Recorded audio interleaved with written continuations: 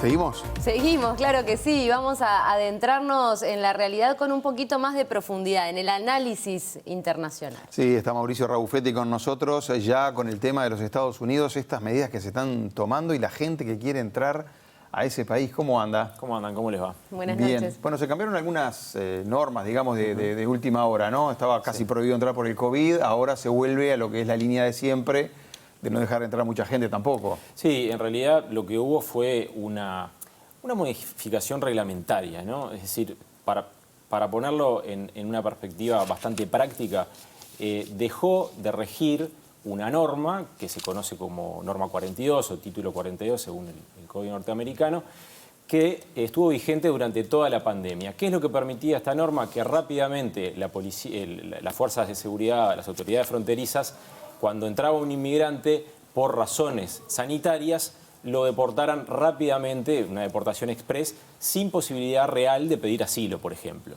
Ahora lo que cambió fue que esa norma dejó de regir y sigue vigente la que venía de antes, como vos decías, la norma 8, título 8, que si bien permite, por ejemplo, pedir asilo, ahora de alguna manera se rigidizó esa situación. Ahí vemos imágenes de lo que es la frontera sur de Estados Unidos, frontera norte de México, la frontera con México, que tiene un montón de puntos de pasaje. Esos son los famosos muros que se dicen, sí, ¿no? El muro ese que mandó construir Trump, que fue bastante poco efectivo en su momento y que no llegó a completarse, por cierto. Pero ya había muro antes de Trump también. Sí, había sobre todo un vallado, ¿no?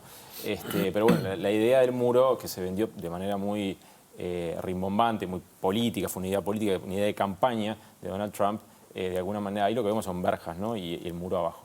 Pero bueno, este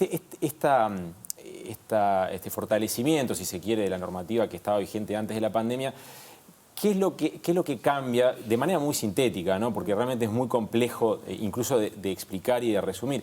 Lo que cambia es que ahora quienes hagan el tránsito por Centroamérica y México a pie o a través de los coyotes, famosos traficantes de personas, o en cualquier medio de transporte y llegan a la frontera sur sin utilizar lo que en Estados Unidos se conoce como las vías legales, van a ser deportados y por 5 años no van a poder ingresar. Se espera, digamos, fomentar el uso de esas vías legales, el uso de los carriles, los canales legales para que los migrantes que quieran llegar a suelo estadounidense lo hagan de esa manera. Eso es un gran cambio. Además, si reinciden, a diferencia de lo que pasaba durante la pandemia, mucha gente durante la pandemia intentó entrar, no lo logró o lo logró.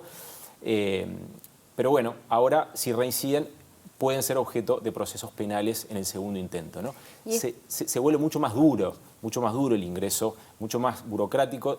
Ya lo era, pero mucho más duro el ingreso para muchas personas que, por cierto, y si me permiten 30 segundos más, el trasfondo de esto que estamos viendo en imágenes es muy triste, porque los países de donde viene la mayoría de la gente atraviesan situaciones de pobreza terribles, situaciones de violencia terribles que hemos analizado en el noticiero, por ejemplo el caso de las pandillas. Hoy Eugenia hablaba un poco de ese tema por otras situaciones, y situaciones de falta de libertad, porque muchos de los países de donde vienen estos inmigrantes son regímenes totalitarios, caso de Venezuela o Nicaragua o Cuba.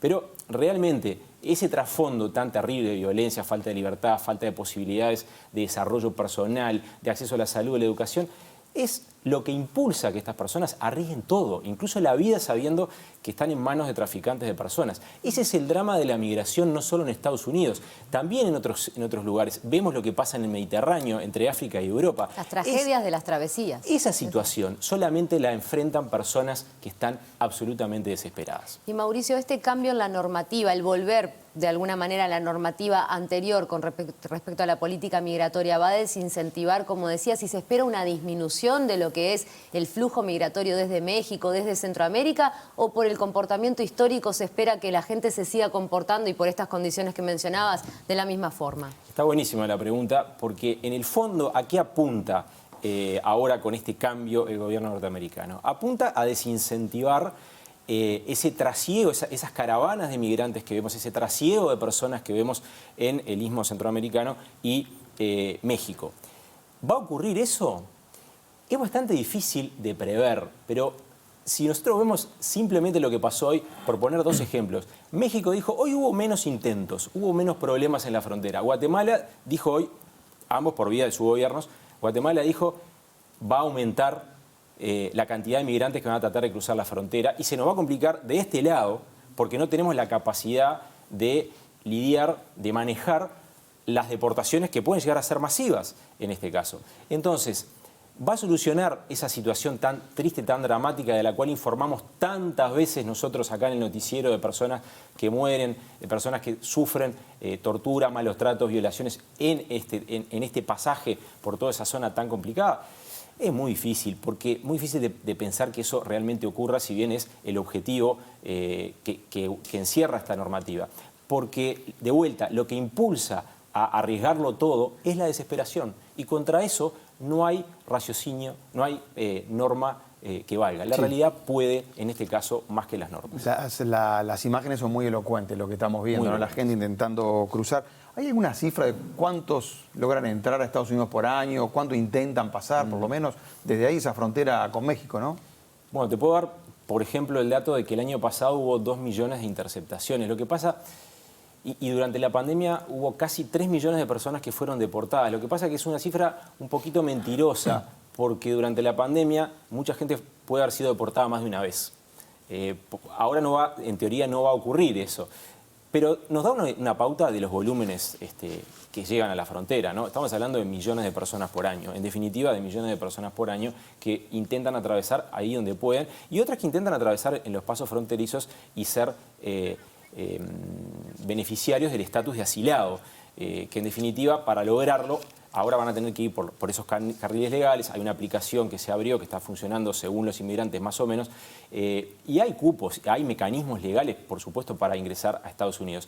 Pero la situación dramática es de las personas que intentan cruzar por aquellos lugares donde no hay un pasaje definido y que lo hacen a través, muchas veces, de traficantes de personas, ¿no? No solamente la frontera sur de Estados Unidos, la frontera de Estados Unidos-México, sino también todo ese recorrido desde Colombia, incluso a través del Darién, que es tan peligroso. Nosotros hemos pasado un montón de reportajes al respecto. En definitiva, lo que estamos viendo es un capítulo más de una crisis migratoria que lleva décadas en Estados Unidos sin que haya una reforma que se vislumbre y que permita solucionar este problema cuando Estados Unidos, además, y con esto termino, ingresa en un año electoral. Este es un tema extremadamente politizado en Estados Unidos, del cual vamos a seguir hablando en el contexto de la campaña.